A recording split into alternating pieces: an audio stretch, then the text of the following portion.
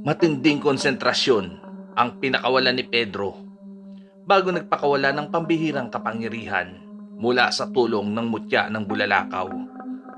Gamit ang kanyang pambihirang espiritual ay mas lalong tumindi ang pagsiklab ng aura. Sa lakas nito ay nagulat ang kanyang mga kawal, lalo na ang general. Ito ang unang beses na nakita nila ang taglay na kapangyarihan ng kanilang hari.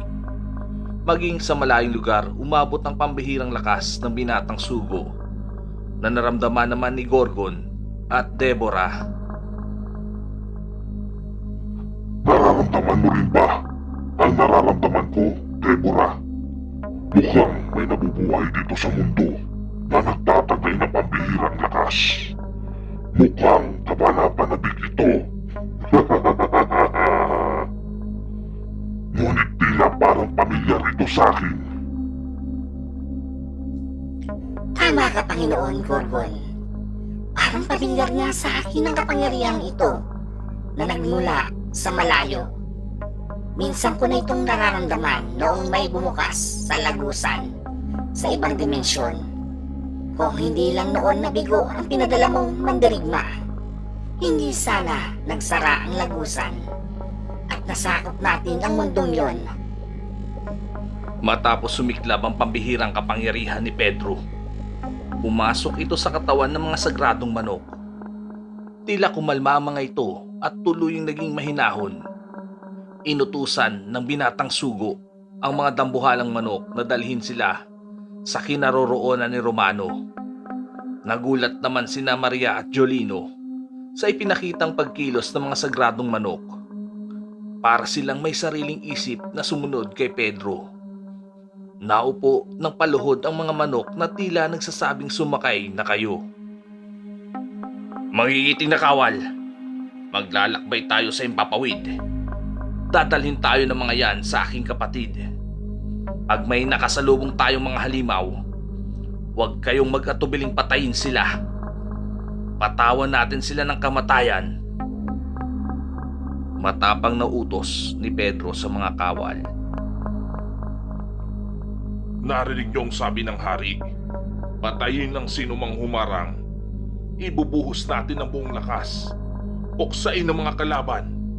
Ano pang ginagawa niyo? Kilos na! Saad naman ng general. Lilia, Mahalya, ihanda nyo na ang inyong mga sarili. Magsisimula na ang digmaan. Huwag kayong magpapakita ng awa sa mga kalaban. Siguraduhin ninyong wala si inyong mamamatay. Kayo na ang bahala sa aking kapatid at pinsan. Hindi ko kayo pipigilan na gamitin ninyo ang tunay ninyong anyo. Sumunod na lang kayo sa amin. Wika muli ni Pedro sa magkapatid na Soro. Huwag kang mag-alala, Pedro. Kami na ni Lilia ang bahala sa kanilang dalawa. Sige na, mauna na po kayong umalis. Susunod na lang kami ng kapatid ko. Mas mabilis pa rin kaming kumilos kumpara sa mga dambuhalong manok na yan. Tugon naman ni Mahalya. Sige, sumunod na lang kayo. Nasa kamay ninyong magkapatid ang buhay ni Maria at Jolino. Ani ni Pedro bago sumakay sa isang dambuhalang manok. Nang makasampa ang binatang sugo, inutusan niya ang mga manok na lumipad na labis ikinagulat ng magpinsan. Hindi sila makapaniwala na kayang lumipad ng mga alagang manok ni Romano. Binibining Maria, ipinagkatiwala ka sa akin ng kuya mo. Kaya, responsibilidad ko na protektahan ka. Wika ni Mahalya sa dalaga. Paano naman ako? Binilin din ako ni Pedro sa inyo. Biniling ka nga sa amin ng hari. Ngunit hindi ko tiyak ang inyong kaligtasan. Isa kang makisid na lalaki. Siguro, kaya mo namang lumaban. Sagot naman nito sa takot na binata. Mawalang galang na babaeng nakasuot ng kalasag. Paano naman natin masusundan si Kuya Pedro?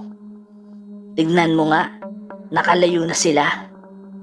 Wala naman tayong mga pakpak para sundan sila. Bulalas na tanong ni Maria. Huwag kang mabahala, Binibining Maria. Kami na ang bahala ng kapatid ko sa inyo. Masusundan natin sila kahit gaano pa sila kalayo. Hanggat nararamdaman namin ang presensya ni Pedro. Ang paglipad ng mga sagradong manok sa Apalapaap ay walang sinabi sa aming bilis ni Ate Mahalya. Sagot naman ni Lilia sa katanungan ng dalaga. Napasigaw si na Maria at Jolino nang balutin ng liwanag ang katawan ni na Mahalya at Lilia.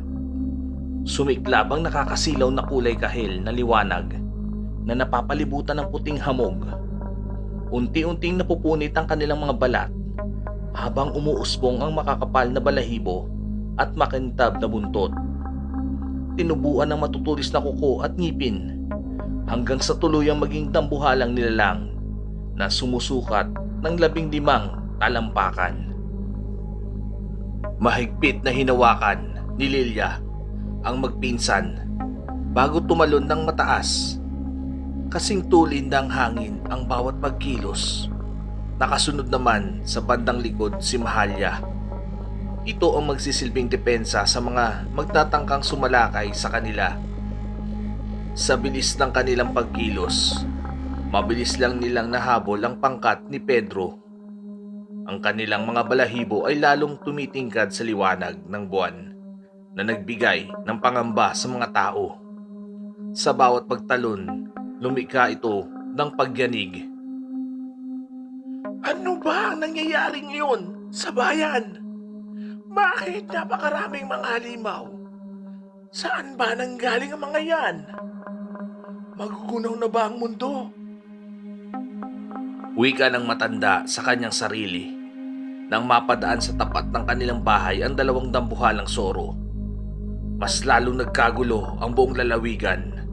Maraming mga tao ang nakasaksi sa mga lumilipad na higanting manok sa kalangitan.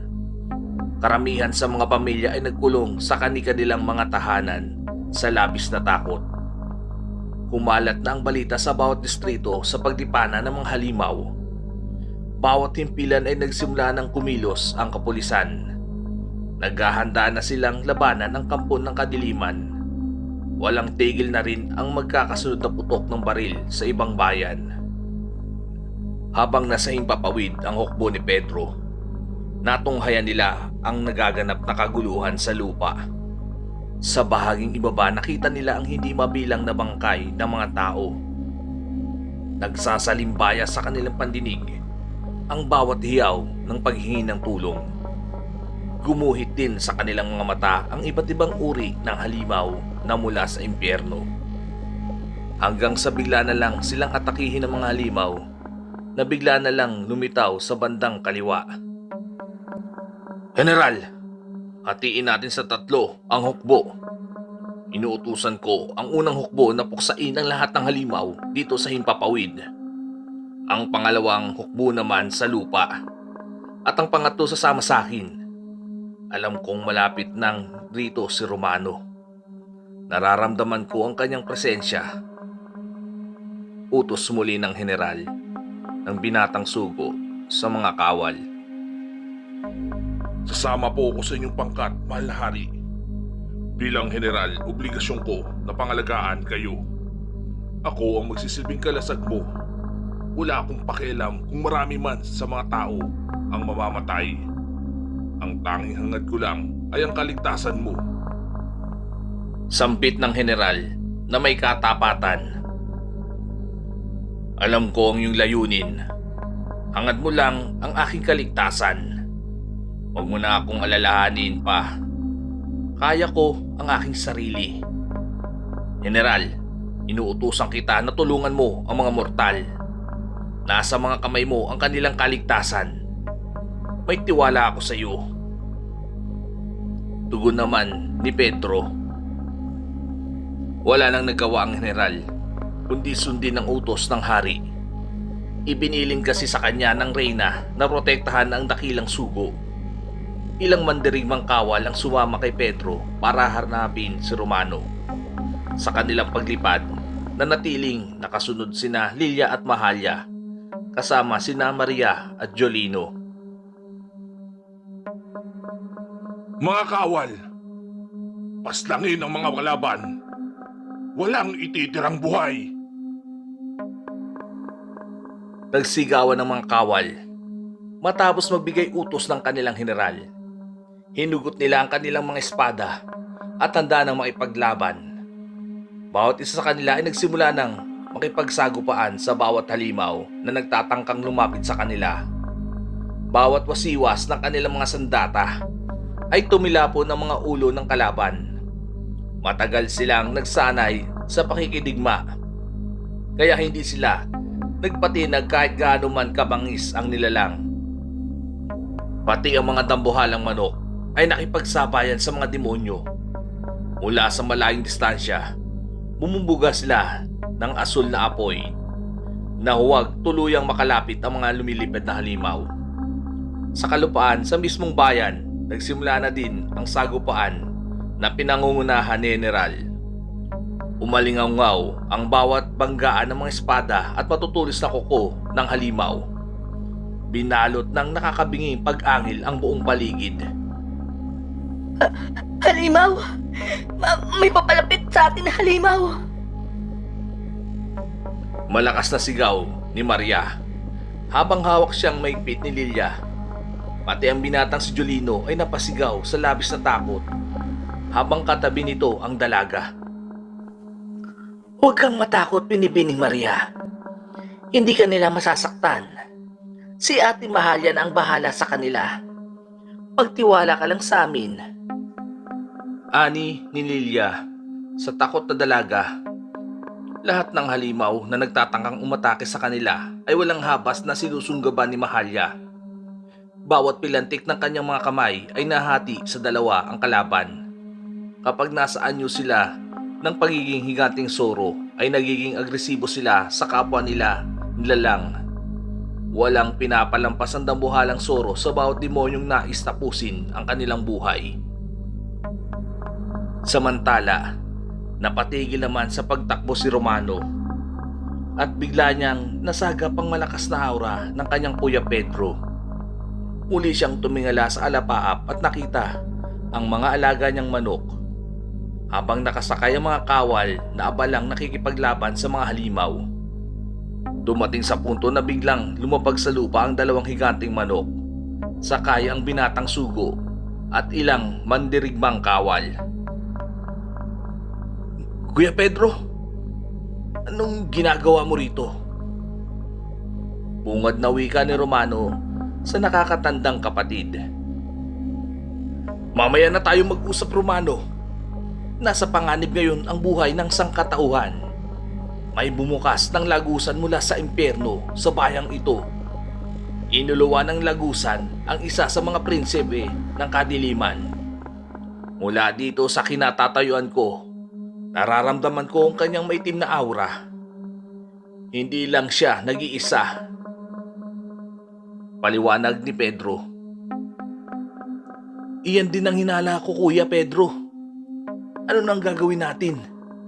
Naku, patay na. Naroon pala sa bahay sina Maria at Jolino. Kailangan natin silang puntahan. Nasa panganib ngayon ang kanilang buhay. Huwag mo nang alalahanin pa sina Maria at Jolino. Papunta na sila ngayon rito. Mabuti naman at nagkita na kayo ni Maria. Oo, nagkita na kami. Bago kita hinanap, kasama nila ngayon pupunta rito ang magkapatid na Soro. Talaga? Nandirito din si na Mahalya at Lilia? Oo, palihim silang sumama sa amin na walang pahintulot ni luwalhati.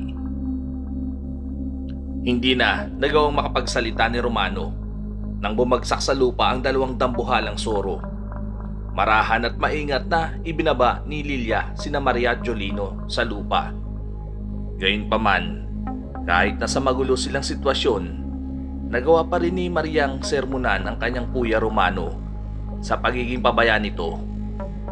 Anya, palagi na lang umano siyang iniiwan kahit nasa gitna sila ng krisis. Patawarin mo ko, Maria. Hindi ko naman ginusto na iwanan ka sa bahay. Panatag naman ang loob ko kasi kasama mo naman si Jolino. Hindi ko inaasahan na may mangyayari pala ngayong dilubyo. Ganyan ka naman palagi. Parati mo na lang akong iniiwan. Natigil ang tampuhan ng magkapatid nang sumingit sa usapan sina Mahalya at Tilya. Magiliw kasi nilang binati si Romano.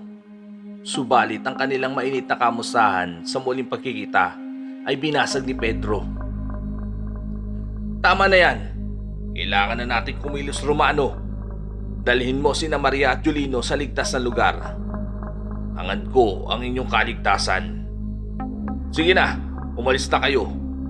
Kami na ang bahala rito. Hindi ako makakapayag na manaigang kasamaan sa mundong ibabaw. Ako mismo ang kikitil sa buhay ng prinsipe ng kadiliman. Tumango lang si Romano sa sinabi ni Pedro. Nais man niyang tumulong sa nagaganap na labanan, ngunit wala siyang magawa. Nasa mga kamay niya ang kaligtasan ni Maria. Tanging ang mansyon ni na Serenity ang ligtas na mapagtataguan. Kaya ito ang unang sumagi sa kanyang isipan. Bukod sa malawak at matibay ang gusali, marami ding tauhan ng pamilya Delgado. Bago sila umalis patungo sa mansyon, ay malugod na ibinigay ni Pedro ang kanyang gintong espada kay Romano bilang proteksyon. Ipinagkatiwala ng sugo ang kanyang espada sa kapatid sapagkat hindi naman niya ito kailangan. Sapat na ang kanyang mahiwagang punyal na may kakayahang kontrolin ang kidlat na puksain ang mga kalaban. Hindi lang sa matalas na metal masusukat ang kanyang angking kagaling, kundi pati na rin sa gabay ng mutya ng bulalakaw. Sinigurado muna ni Pedro na makakalis na ligtas ang mahal sa buhay bago sumabak sa gyera. Lilya, Mahalya, umalis na tayo. Ngayon pa lang magsisimula ang tunay na laban. Pakiusap, wala sana na isa sa inyo ang mamamatay. Magkakasama tayong babalik sa kaharian, bit-bit ang tagumpay. Hindi natin masasabi ang tungkol sa bagay na yan, Pedro. Tadhana lang ang makapagdidikta kung mabubuhay ba tayo o mamamatay. Kung sakali man isa sa amin ng kapatid ko ang masawi sa digmaan, masasabi ko na isa itong malaking karangalan dahil namatay kaming lumalaban kasama ka.